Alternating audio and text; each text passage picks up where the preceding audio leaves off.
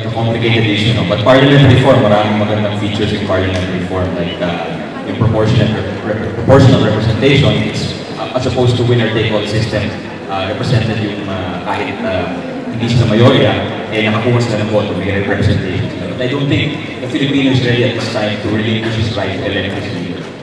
So it's a question of timing, I think, rather than philosophy.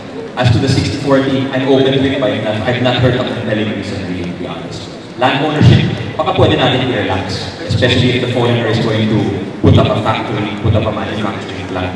Okay, medyo okay siguro, and provide a certain number of jobs.